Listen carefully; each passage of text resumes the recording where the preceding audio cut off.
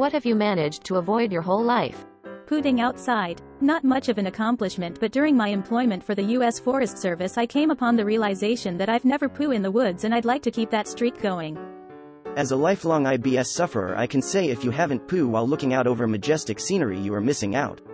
Also, having a group of people waiting for you to finish is very embarrassing. You may have an itchy balloon knot until you bathe.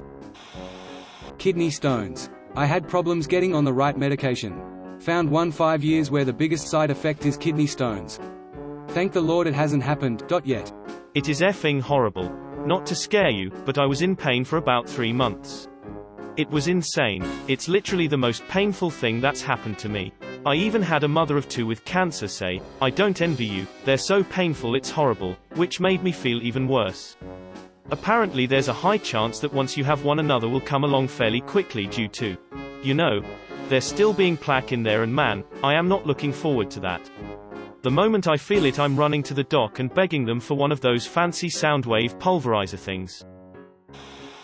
Jury duty. Aunt, just pop back in and let us know when your summons shows up. It should be within about a week. Cancer. It comes when you least expect it. Addiction and pregnancy so far. I have also avoided pregnancy. I am male.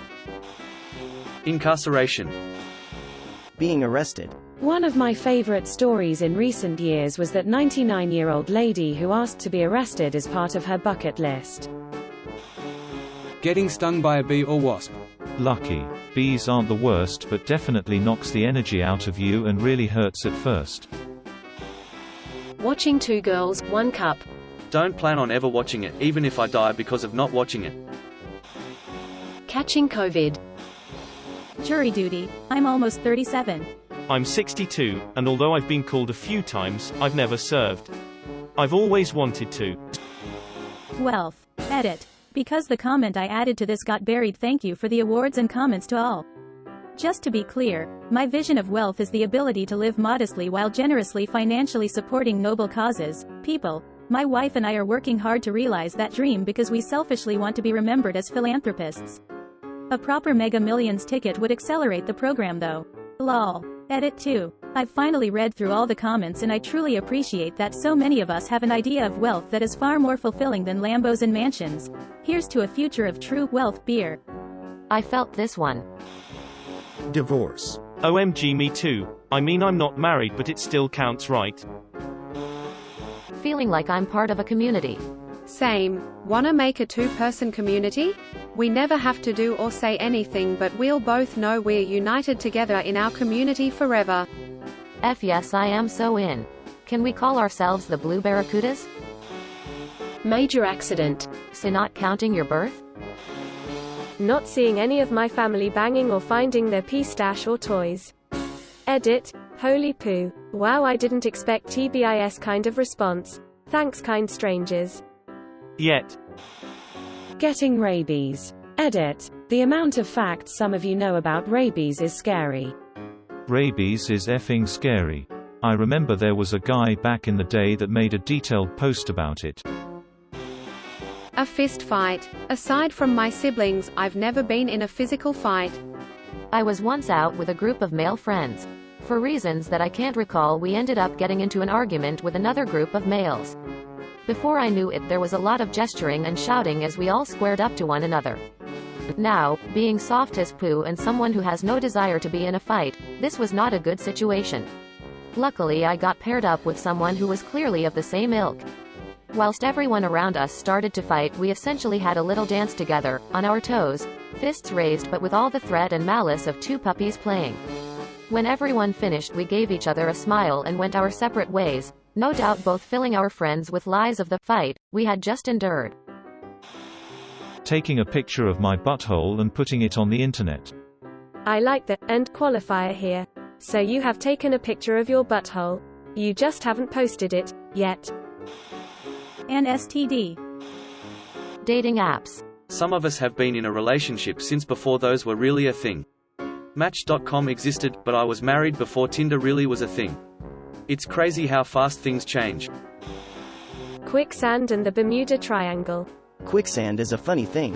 I knew that it existed for real, and it was nothing like the way it is portrayed in movies. My dad got stuck in quicksand once, told me about it, and it never really clicked with me until I ended up stuck in it myself. Quicksand is relatively rare.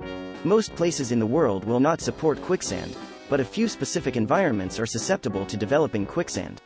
It looks like dirt with a little bit of water sitting on top of it. My first encounter with it, I walked across what looked like a very tiny puddle on solid ground and wound up completely stuck to my hip in cement like mud.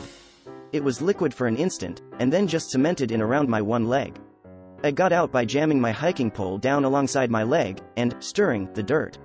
Eventually, water re-entered the area, and I could pull my leg out. For a moment there was a big puddle of mud with a huge hole where my leg had been. Then it just disappeared and became solid again. Next time I ran into it, I had a canoe on my shoulders. Turns out, a canoe and double-bladed paddle are pretty much the most perfect quicksand self-rescue tools you can ever have. I just groaned, put the canoe on the ground, Dr. PD my body over the canoe, and slowly kicked my way out up. Now, I probe suspicious-looking patches of ground in river floodplains with a stick before committing my weight to them. The chances you will get so badly stuck in quicksand that cannot self-rescue within approximately 10 minutes are small, but very much not zero. Birthing a child. A stable sense of accomplishment. My stable sense of accomplishment is making my bed in the morning. I only started doing it about 5 years ago. I recommend it. Some days it's all I accomplished. Breaking a bone. You're welcome to come on over to Never Broken a Bone. But if I find out you are a lying, weak bone POS, I will show you the door. Marriage. Did you avoid it, or did it avoid you? A healthy relationship with a parental figure or romantic partner. Oof, pleading face. Dying. Probably sounds sarcastic but isn't. I was born with an umbilical hernia bad enough that I had surgery at 2 months old, and I was a month premature so. I had scarlet fever in 1st grade.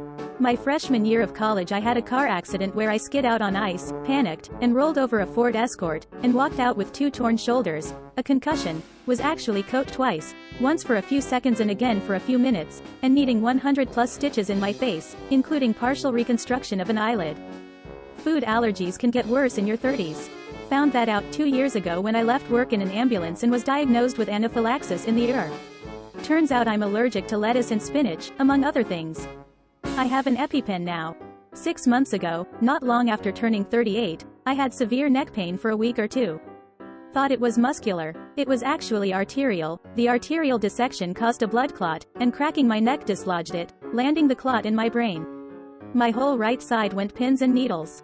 I had a stroke, at about half the age of what we picture as the typical stroke victim. The rate I'm going, I'll be crushed by a decommissioned Soviet satellite falling from space before the age of 40. But I haven't died yet. Watching any iteration of The Bachelor, Bachelorette. Sex, especially in my teen years. Same. 29 years and counting. Success. Technically, you're successful at not being successful then, which makes you successful. Well, society usually tend to call that failure. Death. PFFT. I do that in my sleep.